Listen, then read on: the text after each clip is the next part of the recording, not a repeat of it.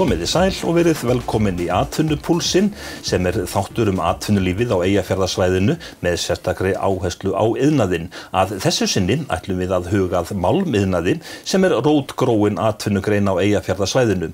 Við heimsækjum öflug málmiðnaðarfyrirtæki og komumst meðal annars að því að Eyjafjarðarsvæðið þekkt víða heim sem þekkingarsvæði á sviði málmiðnaðar þegar að sjávarútvegur annars vegar.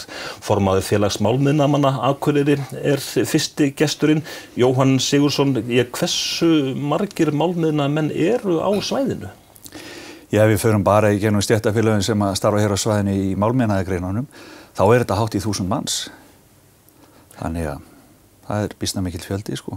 En hvers vegna málmiðnaður svona rótgróin atvinnugrein á Eyjafjarðarsvæðinu? Ég hef nátt sagt að þetta sé nú vagga málmiðnaðarins á margan hátt, sko. Ég velti þessu sjálfur fyrir mér en þetta á nú sér þær skýringar náttúrulega hér hefur verið mikil útgerð og þetta tengist náttúrulega útgerðarfyrirtækjum mikið málsmíðin og svo framvegis en ég held að þetta eigi sér svolítið eldri sögu. Það að hér voru verslunarstaðir eins og Gáseyri og síðan aftur í innbænum og þar komu danskir kaupmenn og það þurfti alltaf eldsmið í kringum slík störf og það sem að verslunarkjarnar voru og fyrst voru þetta einyrkjar og svo urðu þetta í kringum útgerðina þegar skipin taka velbúnaðinn inn og síðan breytastu úr trébátum yfir í málmskip og þar með þróast þetta í stærri vélsmiður og svo framvegis. Þannig að það löng og rótgróin hefð hérna. Og málmiðnaður hann tengist að stórum hluta sjávarútvegi. Algjörlega, þetta þjónustugrein og framleiðslugrein en þjónustugrein sérstaklega við útgerðirnar, alveg klárlega og hefur þróast mjög sterkt í takt við þá grein, sko. Iðnnám hefur átt undir högg að sækja á undanförnum áratugum. Hvað með nýliðun? Hvernig gengur hún? Nýliðun hefur ekki fylgt í rauninni þörf atvinnulífsins í þessum greinum okkar og þarna þurfum við að fara svolítið í átak saman atvinnurekendurnir í þessum greinum ásamt verkmenntaskólanum okkar og stéttarfélaginu.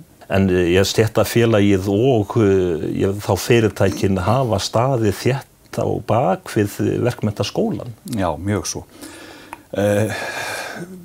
Árið 2012 þegar ég kem til starfa, þá höldum við hérna málþing hvernig atvinnulífi getur orðið betra fyrir skólan í þessum greinum og hvernig skólinn getur orðið betri fyrir atvinnulífið.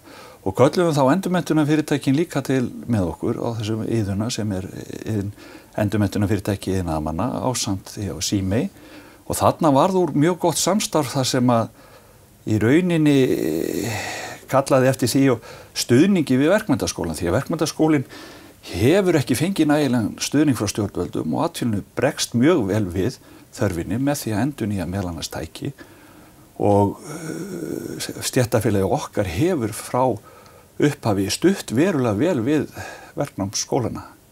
En ríkisstofnunin eða ríkisstjórnin þarf að huga miklu frekar að því að styðja við bakið á verknámsskólunum og menntastóðunum okkar í samfélaginu.